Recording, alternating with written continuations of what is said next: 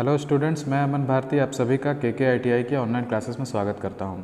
और आज के इस वीडियो में मैं आप सभी को इंजीनियरिंग ड्राइंग से संबंधित कुछ इजी लेकिन महत्वपूर्ण मल्टीपल चॉइस क्वेश्चंस के साथ रूबरू कराने वाला हूं। और ये जो क्वेश्चंस है वो एग्ज़ाम पॉइंट ऑफ व्यू से काफ़ी इंपॉर्टेंट है, साथ ही ये आपके नॉलेज को गेन करने में काफ़ी हेल्प करेगा। और जितने भी क्वेश्चन आज पूछे जाने वाले हैं उन सभी से रिलेटेड जो टॉपिक्स है उनको मैंने क्लास में कवर कर रखा है, तो मुझे उम्मीद है कि आप सभी को कोई भी प्रॉब्लम नहीं होने वाली है इन्हें समझने में। हालांकि फिर भी अगर आपको कोई तकलीफ़ होती है तो उसे आप अपने नोट्स में या बुक्स में ढूंढे ज़रूर, एक बार सॉल्व करने की कोशिश करें। अगर नहीं हो पाता है तो फिर आप कमेंट करके मुझसे सवाल पूछ सकते हैं। तो चलिए शुरू करते हैं आज के इस सेशन को। तो जो पहला क्वेश्चन है हमारे पास वो ये है कि ड्राफ्टर का इस्तेमाल करते समय दोनों भुजाएं कितने डिग्री के कोण पर रहती हैं। सबसे पहले क्लास में मैंने आपको बताया था, ये जो पहला चैप्टर है instruments used in engineering drawing, उससे ये क्वेश्चन है। तो मैंने सबसे पहले ही आपको बताया था कि मिनी ड्राफ्टर का हम यूज़ करते हैं और उसमें दो भुजाएं होती हैं। तो इस क्वेश्चन में पूछा जा रहा है कि जब हम मिनी ड्राफ्टर को यूज़ करते हैं तो उनके कई सारे अलग अलग पोजीशंस होते हैं, तो उन पोजीशंस में दोनों भुजाओं के बीच का कोण कितना होता है। तो चलिए देखते हैं। हमारे पास जो ऑप्शंस है वो है 45 डिग्री, 90 डिग्री, 180 डिग्री और 270 डिग्री यानी कि 270 डिग्री। तो इसका जो सही आंसर है वो है 90 डिग्री। तो चलिए देखते हैं कि कैसे 90 डिग्री है। यहाँ पे आपको तीन इमेजेस दिखाई दे रहे हैं जो कि मिनी ड्राफ्टर के हैं। अब ये तीन इमेजेस हैं, इसका मतलब ये मिनी ड्राफ्टर के तीन अलग अलग पोजीशंस को दिखा रहे हैं। अब मैं आपको बता दूं कि सिर्फ तीन ही पोजीशन नहीं होते हैं, कि किसी भी मिनी ड्राफ्टर को यूज़ करते टाइम पे उसके अनगिनत पोजीशंस होते हैं। उनमें से किसी भी तीन पोजीशंस को उठा के मैं आपको यहाँ पे दिखा रहा हूँ। तो जो पहला इमेज आपको दिखाई दे रहा है वो इस पोजीशन में है। अब इसकी जो दो भुजाएं हैं, ये एक भुजा ये जो स्केल के रूप में बना हुआ और ये एक दूसरा स्केल, जो ये दो भुजाएं हैं इनके बीच का जो एंगल है वो 90 डिग्री का है। तो यही पूछा जा रहा है इस क्वेश्चन में कि दो भुजाओं के बीच का कोण कितना होता है। तो पहले पोजीशन में देख रहे हैं कि 90 डिग्री का एंगल ये दोनों भुजा आपस में बना रही है। ठीक है, तो चलिए हमें पता चल गया पहले पोजीशन में क्या था।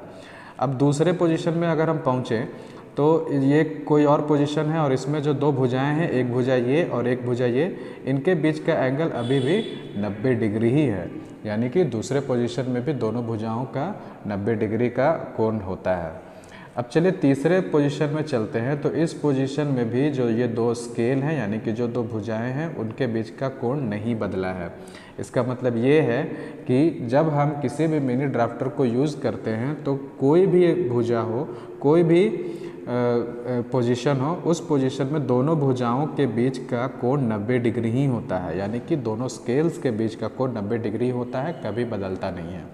तो आपको इस बात का ध्यान रखना है, इसे याद रखिए कि मिनी ड्राफ्टर में हम कभी भी किसी भी पोजीशन में उसको यूज़ करें, दोनों भुजाओं के बीच का कोण 90 डिग्री का ही होगा।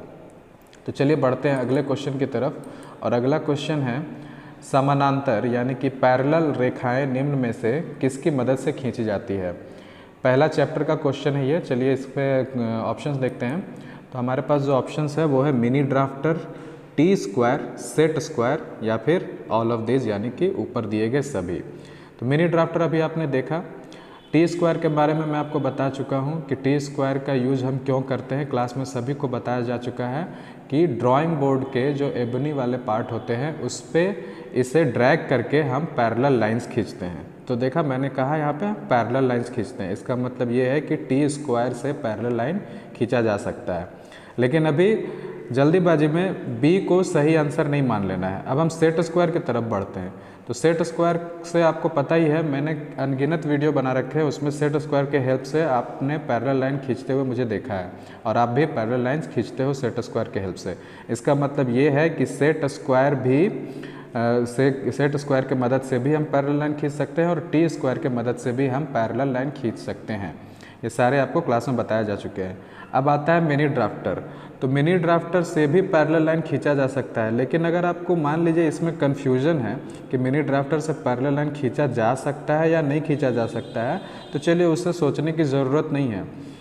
फिलहाल मैं आपको बता दूं कि जी हाँ, मिनी ड्राफ्टर से भी पैरेलल लाइन खींचे जा सकते हैं, लेकिन सही आंसर टिक करने का तरीका क्या होता है। आपको टी स्क्वायर के बारे में पता है, सेट स्क्वायर के बारे में पता है कि हाँ इन दोनों से पैरेलल लाइन खींचे जा सकते हैं। अब ऑप्शन में आप बी और सी दोनों तो टिक नहीं कर सकते, और कोई ऑप्शन ऐसा भी नहीं है जिसमें लिखा हो कि बी और सी दोनों सही हो। ऑप्शन डी में है ऑल ऑफ दिस, यानी कि ऊपर दिए गए सभी सही है। तो जब दो बी और सी सही हो रहा है तो ऑटोमेटिकली ए भी सही होना ही चाहिए। इसका मतलब ये कि ऊपर दिए गए तीनों इंस्ट्रूमेंट्स में से तीनों की मदद से हम पैरेलल लाइंस खींच सकते हैं। तो इसका सही आंसर होगा ऑल ऑफ दिस। ठीक है, तो चलिए अब आगे बढ़ते हैं अगले क्वेश्चन की तरफ। अगला क्वेश्चन हमारा है, यदि किसी रेखा एक्स वाई पर दी गई बिंदु P से लंबवत रेखा खींचनी हो तो कंपास की सुई कहाँ रखनी चाहिए। ठीक है, इस क्वेश्चन में पूछा जा रहा है कि मान लीजिए कि आपके पास कोई रेखा है एक्स वाई, ठीक है, और एक्स वाई में कोई एक बिंदु है P, और उस P बिंदु से आपको एक परपेंडिकुलर लाइन खींचनी हो तो कंपास की सुई कहाँ रखनी चाहिए। मैं इसे एक्सप्लेन करूँगा। सबसे पहले आइए इसका हम ऑप्शंस देख लेते हैं। तो हमारे पास ऑप्शन है, पहला ऑप्शन कि बिंदु P पर ही रखनी चाहिए, बी एक्स वाई रेखा के किसी भी सुविधाजनक बिंदु पर, मतलब कि एक्स वाई जो लाइन है उसमें कहीं पे जहाँ पे भी आपको सुविधा हो वहाँ पे रखिए। तीसरा ऑप्शन है बिंदु एक्स पर रखिए या वाई पर रखिए, कोई फ़र्क नहीं पड़ता, आप बना सकते हैं लाइन। ठीक है, और चौथा ऑप्शन है इनमें से कोई नहीं। ठीक है, तो चलिए हम पता करते हैं कि कैसे कहाँ पे हम कंपास को रखेंगे कि हम बिंदु P से परपेंडिकुलर लाइन खींच सके। तो चलिए इसे सॉल्व करके देखते हैं। एक रेखा है जो कि एक्स वाई है, यहाँ पे x और यहाँ पे y। मान लीजिए कि कोई बिंदु यहाँ पे है इस जगह पे जो कि P है, और इसी P बिंदु से हमें एक परपेंडिकुलर लाइन खींचनी है। तो मैंने आपको बताया था क्लास में कि जब किसी भी पॉइंट से परपेंडिकुलर रेखा यानी कि लंबवत रेखा खींचनी हो तो हमें 90 डिग्री का कोण बनाना पड़ेगा, और 90 डिग्री का कोण बनाने के लिए कंपास को P पॉइंट पर रख के एक आर्क बनाते हैं कुछ इस तरह से। ठीक है, अब एक पॉइंट ये मिल गया हमें और एक पॉइंट ये मिल गया, तो इस पॉइंट पर हम कंपास को रख के, कंपास की सुई को रख के यहाँ एक आर्क बनाते हैं। फिर इसी पॉइंट पर ही हम कंपास को रख के एक आर्क यहाँ बनाते हैं। फिर इन दोनों पॉइंट से हम एक आर्क यहाँ और एक आर्क यहाँ बनाते हैं, और ये जो हमारा कटता है इसी को मिलाते हुए जब हम रेखा खींचते हैं तो ये 90 डिग्री का कोण हम बना पाते हैं। ठीक है, तो इसका मतलब ये जो लाइन बनी, मान लीजिए इसे हम O बता देते हैं, तो ये जो लाइन OP बनी ये एक्स वाई लाइन से 90 डिग्री का कोण बनाती है, यहाँ पे 90 डिग्री का कोण बनाती है। ठीक है, तो जब ये 90 डिग्री का कोण बना रही है इसका मतलब ये परपेंडिकुलर लाइन है। तो अब इस पूरे प्रोसेस को आप फिर से देखिए कि जब हमने 90 डिग्री का कोण बनाना शुरू किया तो सबसे पहले हमने किस पॉइंट पर कंपास की सुई को रखा था। तो हमने सबसे पहले बिंदु P पर ही कंपास की सुई को रखा था। इस बिंदु P पर रख के हमने ये वाला आर्क बनाया था, तभी हमारा आगे सारा प्रोसेस हो पाया है। तो इसका मतलब ये कि हमारा जो सही आंसर है वो बिंदु P पर होगा, यानी कि option A is the right answer इस क्वेश्चन के लिए। तो देखा आपने कि किस तरह से एक प्रैक्टिकल चीज़ को मल्टीपल चॉइस क्वेश्चन के रूप में पूछा जा सकता है। तो इस तरह से आपको छोटे मोटे प्रोसेस याद रहेंगे तो आप इस तरह के क्वेश्चंस को डील कर पाएंगे। तो चलिए अब आगे देखते हैं हमारे पास जो अगला क्वेश्चन है वो क्या है। तो जो अगला क्वेश्चन है वो है इंजीनियरिंग प्रणाली में A2 पेपर की माप क्या होती है। इसे समझने की ज़रूरत नहीं है, इसमें अगर आपको आंसर पता है, याद है तो आप इसे सही मार्क कर सकते हो। अगर आंसर गलत है, आपको नहीं पता तो गलत होगा ही होगा, तुक्का से हो सकता है सही हो जाए। तो इस तरह का एक क्वेश्चन ज़रूर आपके एग्जाम में पूछा जाएगा जो आपको सिर्फ रट्टा मार के ही सॉल्व किया जा सकता है। तो इसका सही आंसर है C 420 mm बाई 594 mm। अगला क्वेश्चन हम देखते हैं, इनमें से कौन से दो ऑर्थोग्राफिक व्यूज़ में ऊंचाई दिखाई देती है। इस क्वेश्चन में पूछा जा रहा है कि जो ऑर्थोग्राफिक व्यू है उनमें 3 ऑर्थोग्राफिक व्यू होते हैं, एक फ्रंट व्यू, एक साइड व्यू, एक टॉप व्यू। तो इनमें से कौन से ऐसे 2 व्यू हैं जिसमें किसी भी वस्तु की ऊंचाई दिखाई देती है। मैं अनगिनत बार आपको क्लास में और वीडियोस में भी बता चुका हूं। तो चलिए देखते हैं। पहला ऑप्शन है साइड और फ्रंट पे, यानी कि जब हम साइड से खड़े होकर देखते हैं तब, या फिर फ्रंट से खड़े होकर देखते हैं तब। टॉप और फ्रंट से, यानी कि अगर ऊपर से चढ़ के देखेंगे तब हमें ऊंचाई दिखेगी या फ्रंट से देखने पे ऊंचाई दिखेगी। अगला है ऑप्शन टॉप एंड रियर, मतलब कि ऊपर या फिर पीछे के तरफ से। और चौथा है डी ऑप्शन है बॉटम और साइड, यानी कि नीचे से या फिर साइड से। तो इसका जो राइट आंसर होगा वो होगा साइड एंड फ्रंट, यानी कि अगर हम सामने से देखेंगे तब भी हमें पता चलेगा कि वस्तु कितना ऊंचा है, और अगर साइड से भी देखेंगे तो हमें पता चलेगा कि वस्तु कितना ऊंचा है। आप इसे ऐसे समझिए कि मान लीजिए आप एक घर के सामने खड़े हैं या किसी बिल्डिंग के सामने खड़े हैं, तो जब आप फ्रंट से उसे देखते हो, यानी कि सामने से देखते हो, तो आपको पता चलता ही है कि वो बिल्डिंग कितनी ऊँची है। तो आपने फ्रंट से देख के बता दिया कि हाँ भाई ये बिल्डिंग इतनी ऊँची होगी, कुछ मीटर होंगे उसके। लेकिन आप जब साइड से जाते हो तो भी तो आप साइड से भी बता पाते हो ना कि कितनी ऊंची है। साइड से देखने पे तो भी तो पता चलेगा ही कि बिल्डिंग कितनी ऊंची है। तो इसका मतलब ये है कि साइड और फ्रंट से देखने पे बिल्डिंग की ऊंचाई, यानी कि वस्तु की ऊंचाई पता चलती है। लेकिन जब आप किसी बिल्डिंग के छत पे चढ़ जाओगे और देखोगे उसे, तो क्या आप बता पाओगे कि बिल्डिंग कितनी ऊँची है? बिल्कुल नहीं। आप ऊपर बैठ के सिर्फ छत ही देख सकते हो, बिल्डिंग के छत ही को देख सकते हो, इससे आप पता नहीं लगा सकते कि बिल्डिंग कितनी ऊंची है। तो जो ऑप्शन बी है टॉप एंड फ्रंट, ये भी गलत होगा, क्योंकि ऑप्शन बी में फ्रंट से तो देख सकते हैं लेकिन टॉप से नहीं देख सकते। ऑप्शन सी में है टॉप एंड रियर, यानी कि बिल्डिंग के पीछे खड़े होकर भी आप देख सकते हैं कि बिल्डिंग कितनी ऊँची है, लेकिन छत पर बैठ के नहीं देख सकते। और डी है बॉटम और साइड। बॉटम यानी कि नीचे, यानी कि बिल्डिंग के नीचे से। अब नीचे तो जाना मुश्किल है, लेकिन साइड से देख सकते हैं, बॉटम से भी नहीं देख सकते हैं। ठीक है, तो चलिए अब आगे का क्वेश्चन देखते हैं। तो जो अगला क्वेश्चन है वो है किस प्रक्षेप में, यानी प्रोजेक्शन में, वस्तु के 3 दृश्य दिखाए जाते हैं। तो ये बिल्कुल ही इजी और बिल्कुल बेसिक क्वेश्चन है। इसमें पूछा जा रहा है कि ऐसा कौन सा प्रोजेक्शन है। कई सारे टाइप के प्रोजेक्शन होते हैं, उनमें से ऐसा कौन सा प्रोजेक्शन है जिसमें किसी भी वस्तु के 3 दृश्य दिखाई देते हैं, 3 दृश्य बनाए जाते हैं। तो सबसे पहला है पर्सपेक्टिव, दूसरा है ऑब्लिक, तीसरा है आइसोमेट्रिक और चौथा है ऑर्थोग्राफिक। तो इसका जो सही आंसर है वो है ऑर्थोग्राफिक। अब जो पर्सपेक्टिव व्यू है वो मैंने आपको समझाया था कि पर्सपेक्टिव व्यू में आप कहीं से भी खड़े होकर देख लो और जो दिखता है उसकी इमेज, उसकी ड्राइंग अपने शीट पे बना दो, वो आपका पर्सपेक्टिव प्रोजेक्शन कहलाएगा, पर्सपेक्टिव व्यू कहलाएगा। लेकिन उसमें एक टाइम पे एक ही दृश्य बनाया जाता है। जो आपको दिख रहा है, एक पॉइंट पे खड़े होकर जो आपको दिख रहा है उसकी एक चित्र आप बना दो, वो आपका पर्सपेक्टिव व्यू हो गया। ऑब्लिक में क्या होता है कि एक भुजा क्षैतिज तल के समानांतर, एक भुजा क्षैतिज तल के लंबवत और एक भुजा क्षैतिज तल से 30 डिग्री, 45 डिग्री या 60 डिग्री के एंगल पर इंक्लाइंड होती है। लेकिन इसमें भी सिर्फ एक ही इमेज बनाया जाता है। याद रहे, या तो 30 डिग्री वाला, या तो 60 डिग्री वाला, या तो 45 डिग्री वाला, तीनों नहीं बनाया जा सकता। आप तीनों में से कोई एक चूज़ कर सकते हैं। और जो आइसोमेट्रिक व्यू होता है उसमें आइसोमेट्रिक में एक भुजा क्षैतिज तल के परपेंडिकुलर और बाकी 2 भुजाएं क्षैतिज तल से 30 डिग्री के एंगल पर बनी होती है। ये आप 1000 बार पढ़ चुके हो। लेकिन जो ऑर्थोग्राफिक व्यू होता है उसमें 3 दृश्य बनाए जाते हैं, क्योंकि एक दृश्य में वस्तु के सिर्फ 2 ही विमाएँ दिखाई जा सकती हैं। सारी विमाओं को दिखाने के लिए हमें एक से ज़्यादा दृश्यों की आवश्यकता पड़ती है। इसीलिए हम ऑर्थोग्राफिक व्यू में फ्रंट व्यू बनाते हैं, टॉप व्यू बनाते हैं और साइड व्यू बनाते हैं। साइड व्यू में लेफ्ट हैंड साइड व्यू बनता है या फिर राइट हैंड साइड व्यू बनता है, वो क्वेश्चन पे डिपेंड करता है। लेकिन मेनली 3 तरह के व्यूज़ बनाए जाते हैं। फ्रंट व्यू जिसमें आपको वस्तु की चौड़ाई और ऊंचाई दिखेगी, साइड व्यू जिसमें आपको वस्तु की लंबाई और ऊंचाई दिखेगी, और टॉप व्यू जिसमें आपको वस्तु की ऊंचाई नहीं दिखेगी, चौड़ाई और लंबाई दिखेगी। तो यहाँ पे देख पा रहे हैं कि आप एक व्यू में वस्तु की सिर्फ 2 ही विमाएँ दिखाई देती है, इसलिए हम 3 दृश्य बनाते हैं। तो ध्यान रहे, आपको सभी को याद रहना चाहिए बात कि ऑर्थोग्राफिक व्यू में वस्तु की 3 दृश्य बनाए जाते हैं, यानी कि 3 व्यूज़ बनाए जाते हैं। नेक्स्ट क्वेश्चन की तरफ बढ़ते हैं।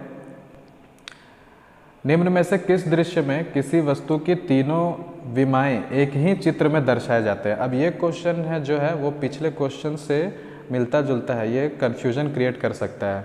चलिए एक बार फिर से पिछले क्वेश्चन को देख लेते हैं। पिछला क्वेश्चन ये है कि किस प्रक्षेप में वस्तु के 3 दृश्य दिखाए जाते हैं। इस क्वेश्चन में पूछ रहा है कि कौन सा ऐसा प्रोजेक्शन है जिसमें वस्तु की 3 दृश्य बनाए जाते हैं, 3 व्यूज़ बनाए जाते हैं। और जो नेक्स्ट क्वेश्चन है उसमें पूछा जा रहा है कि किस दृश्य में वस्तु की तीनों विमाएं दिखाई देती हैं, यानी कि तीनों डायमेंशंस दिखाई देते हैं। तो ऑप्शंस है फ्रंट व्यू, लंबकोणीय दृश्य यानी ऑर्थोग्राफिक व्यू, सममितीय दृश्य यानी कि आइसोमेट्रिक व्यू, और ऑप्शन डी में ए और बी दोनों, बोथ ए एंड बी। तो जो ऑप्शन डी है वो आपको कंफ्यूज करने के लिए दिया गया है। फ्रंट व्यू की बात करें सबसे पहले, तो फ्रंट व्यू का जो फ्रंट व्यू में जो आपको दिखाई देता है वो मैं भी आपको बता चुका कि चौड़ाई और ऊंचाई सिर्फ दिखाई देती है, तीनों विमाएं नहीं दिखती है फ्रंट व्यू में। अब लंबकोणीय दृश्य यानी ऑर्थोग्राफिक व्यू, ऑर्थोग्राफिक व्यू में हम तीन दृश्य बनाते हैं, याद रहे तीन दृश्य बनाते हैं, इसमें तीनों डायमेंशन नहीं दिखते हैं, तीनों विमाएं नहीं दिखते हैं। ये क्वेश्चन बहुत ही इंपॉर्टेंट है और इसका जो ऑप्शंस भी है वो बहुत ही कंफ्यूजिंग है। ये आपको मतलब कि गलत करने के लिए ही ये क्वेश्चन बनाया गया है, ठीक है।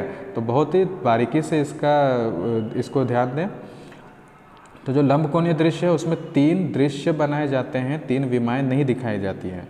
और जो सममितीय दृश्य है, सममितीय दृश्य, इसमें तीनों विमाएं दिखाई देती हैं, जिसमें से मैं बार बार कह रहा हूँ एक विमा 90 डिग्री के एंगल पर होता है क्षैतिज तल से, और बाकी की जो दो विमाएं होती हैं वो 30 और 30 डिग्री पर होती है, यानी कि टोटल तीन विमाएं इसमें दिखाई देती है। तो इसका राइट आंसर होगा सममितीय दृश्य, ठीक है, यानी कि आइसोमेट्रिक व्यू।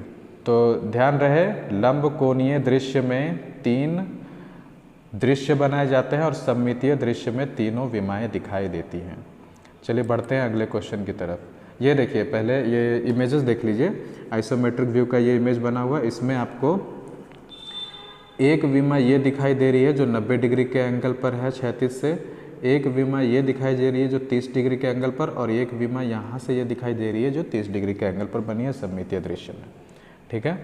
तो चलिए अब आगे क्वेश्चन बढ़ते हैं अगले क्वेश्चन की तरफ। और अगला क्वेश्चन है कि सममितीय दृश्य यानी कि आइसोमेट्रिक व्यू में तीनों सममितीय अक्षों के यानी कि आइसोमेट्रिक एक्सिस के बीच का कोण कितना होता है। बहुत ही सिंपल सा क्वेश्चन है। ऑप्शन है 30 डिग्री, 60 डिग्री, 90 डिग्री, 120 डिग्री। तो इसका राइट आंसर है 120 डिग्री। मैं आपको बता चुका हूँ हमेशा की तरह 120 डिग्री का कोण बनाते हैं आइसोमेट्रिक एक्सिस आपस में, और इसको बहुत अच्छे से मैंने एक्सप्लेन किया था क्लास में। अगर आपको फिर भी कन्फ्यूजन है तो आप कमेंट सेक्शन में बताइए, मैं इसके ऊपर एक और वीडियो बनाकर पोस्ट कर दूंगा।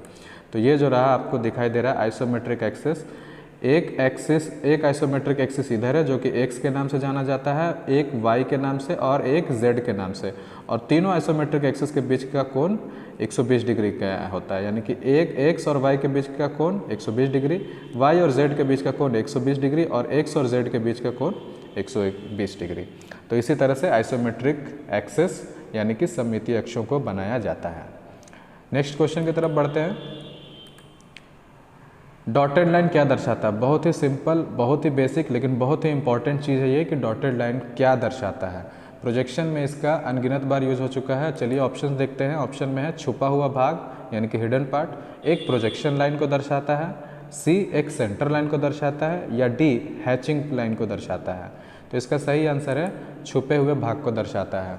मतलब कि कोई ऐसा भाग यानी कि ऐसा पार्ट जो वस्तु में है लेकिन किसी एक पर्टिकुलर व्यू से देखने पे वो नज़र नहीं आता है, लेकिन है, तो उसे है ये दिखाना ज़रूरी होता है प्रोजेक्शन में। तो उसे दिखाने के लिए हम लोग, छुपे हुए भाग को दिखाने के लिए हम लोग डॉटेड लाइन का प्रयोग करते हैं, ठीक है। डॉटेड लाइन कुछ इस प्रकार का दिखता है।